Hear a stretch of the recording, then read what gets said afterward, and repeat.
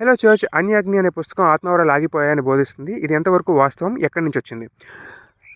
సంఘ చరిత్రలో right from the beginning కూడా ఆత్మవరాలు కొనసాగుతూనే ఉన్నాయి. కానీ రిఫర్మేషన్ టైంకి రోమన్ క్యాథలిక్ చర్చ్ కొన్ని ఫేక్ మిరకల్స్ని ప్రొడ్యూస్ చేసి దాని ద్వారా డబ్బులు దండుకోవడం అనేది జరిగిందనమాట. సో దాని ద్వారా దానికి అగేన్స్ట్గా ఫైట్ చేస్తున్నటువంటి రిఫార్మర్స్ లో ఒకరైనటువంటి జాన్ క్యాల్విన్, ఇతను 1500 కాలానికి సంబంధించిన వ్యక్తి. అతను ఒక థియలాజికల్ ఫ్రేమ్వర్క్ని క్రియేట్ చేస్తాడు. ఆ ఫ్రేమ్వర్క్ ద్వారా తను ఏం చెప్తాడంటే ఆత్మవరాలు అనేవి కేవలం అపోస్తలుల యొక్క అథెంటిసిటీని ప్రూవ్ చేయడానికి దేవుడిచ్చినవే కానీ కంటిన్యూస్గా సంఘంలో కొనసాగాలి అనేటటువంటి ఉద్దేశంతో దేవుడిచ్చింది కాదు అని చెప్తాడు.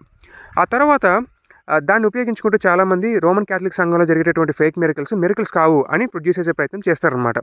అయితే ఆ తర్వాత 200 ఏళ్ళకి 1700 కాలానికి సంబంధించినటువంటి ఒక నాస్తికుడు డేవిడ్ హ్యూమ్ అనేటటువంటి వ్యక్తి ఒక ఫ్రేమ్వర్క్ని క్రియేట్ చేస్తాడు. ఇతను ఎందుకు క్రియేట్ చేస్తాడంటే ఇతను నాస్తికుడు కాబట్టి అద్భుతాలు అనేవి లేవు, అద్భుతాలు కావు, అద్భుతం అనేది కేవలం సహజాతీతంగా జరగాలి అని చెప్తూ జరిగేటటువంటి అద్భుతాలే కావు అనేటటువంటి ఒక ఫ్రేమ్వర్క్ని క్రియేట్ చేస్తూ బైబిల్లో ఉన్నటువంటి అద్భుతాలు కూడా అద్భుతాలు కావు అని చెప్పి ప్రూవ్ చేసే ప్రయత్నం చేస్తారనమాట. సో ఆ తర్వాత 200 ఏళ్ళకి ఒక వ్యక్తి వస్తాడు. అతని పేరు బీబీ వార్ఫీల్డ్. ఇతను 1900 కాలానికి సంబంధించిన వ్యక్తి.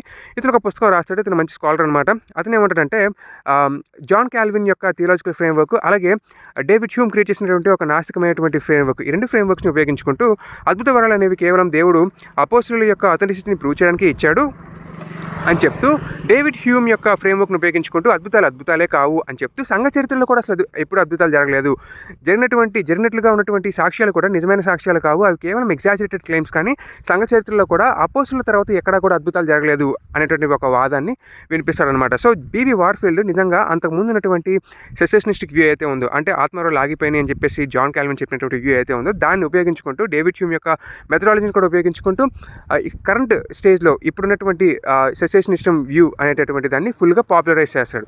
సో దాని యొక్క ఇన్ఫ్లుయెన్స్ని కలిగినటువంటి క్యాల్వినిస్టులు కానీ లేదా క్యాల్వినిస్ట్ యూనివర్సిటీస్ కానీ దాన్ని ఉపయోగించుకుంటూ ఈరోజు అదే విషయాన్ని కౌంటర్ఫిట్ మిరకిల్స్ అనేటటువంటి పుస్తకం ఏదైతే బీబీ వార్ఫీల్డ్ రాస్తాడో అదే విషయాన్ని రీప్యాకేజ్ చేస్తారు.